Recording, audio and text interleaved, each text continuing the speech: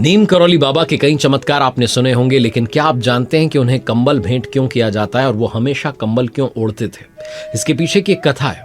एक बार वो अपने बुजुर्ग भक्तों के घर पर पहुंचे। एक बुजुर्ग दंपत्ति जिनका बेटा युद्ध भूमि में गया हुआ था बर्मा फ्रंट पर लड़ने के लिए।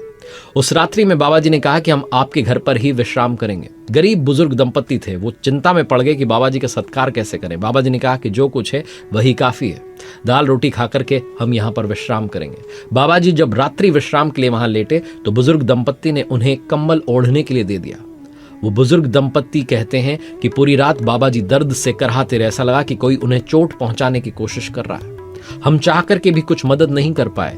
सुबह जब हुई तो बाबा जी ने कहा कि एक कंबल ले जाओ और जाकर के गंगा जी में प्रवाहित कर दो, इसको खोलना मत।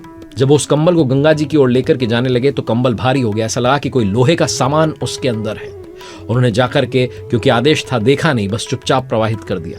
1 महीने बाद उनका बेटा युद्ध भूमि से लौटा और कहने लगा कि मेरे बाकी जो साथी थे सब मर गए। जिस दिन युद्ध हो रहा था सिर्फ अकेला मैं बचा।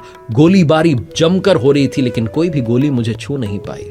उन बुजुर्ग दंपत्ति की आंखें खुल गई। उन्हें याद आया कि ठीक 1 महीने पहले बाबा जी हमारे यहाँ आए थे और महाराज जी ने वो कंबल हमें नदी में प्रवाहित करने के लिए कहा था, जो बड़ा भारी लग रहा था, ऐसा लगा कि कोई लोहे का सामान है। वो सारी वो गोलियां थी जो बाबा जी ने अपने ऊपर झेल ली थी। उस कंबल को बुलेट प्रूफ कंबल भी कहा जाता है। बाबा जी के भक्त बाबा रामदास जी ने इस घटना का उल्लेख किया है। बाबा जी को आज भी कैंची धाम में कंबल चढ़ाया जाता है।